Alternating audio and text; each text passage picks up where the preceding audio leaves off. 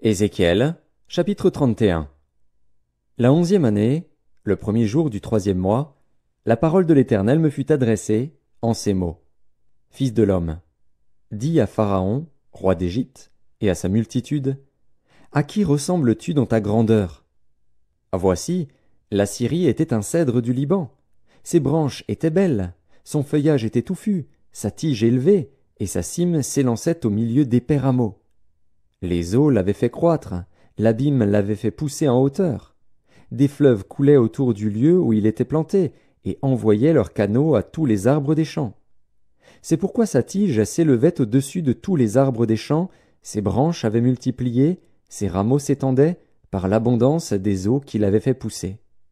Tous les oiseaux du ciel nichaient dans ses branches, toutes les bêtes des champs faisaient leurs petits sous ses rameaux, et de nombreuses nations habitaient toutes à son ombre. Il était beau par sa grandeur, par l'étendue de ses branches, car ses racines plongeaient dans des eaux abondantes.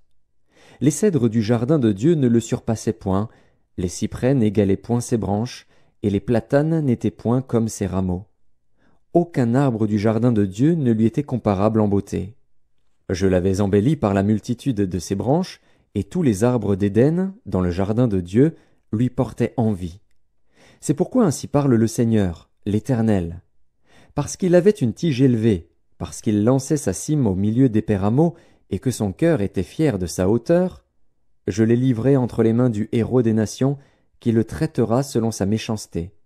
Je l'ai chassé. Des étrangers, les plus violents des peuples, l'ont abattu et rejeté. Ses branches sont tombées dans les montagnes et dans toutes les vallées. Ses rameaux se sont brisés dans tous les ravins du pays. Et tous les peuples de la terre se sont retirés de son ombre, et l'ont abandonné. Sur ces débris sont venus se poser tous les oiseaux du ciel, et toutes les bêtes des champs ont fait leur gîte parmi ces rameaux, afin que tous les arbres près des eaux n'élèvent plus leurs tiges, et qu'ils ne lancent plus leurs cimes au milieu d'épais rameaux, afin que tous les chênes arrosés d'eau ne gardent plus leur hauteur. Car tous sont livrés à la mort, aux profondeurs de la terre, parmi les enfants des hommes, avec ceux qui descendent dans la fosse. Ainsi parle le Seigneur, l'Éternel.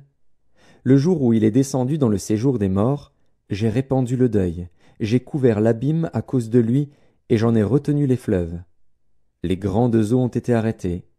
J'ai rendu le Liban triste à cause de lui, et tous les arbres des champs ont été desséchés.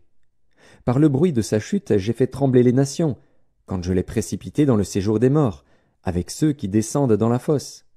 Tous les arbres d'Éden ont été consolés dans les profondeurs de la terre, les plus beaux et les meilleurs du Liban, tous arrosés par les eaux.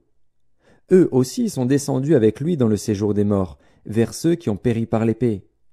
Ils étaient son bras et ils habitaient à son ombre parmi les nations. À qui ressembles-tu ainsi en gloire et en grandeur parmi les arbres d'Éden? Tu seras précipité avec les arbres d'Éden dans les profondeurs de la terre. Tu seras couché au milieu des incirconcis avec ceux qui ont péri par l'épée. Voilà Pharaon et toute sa multitude, dit le Seigneur, l'Éternel.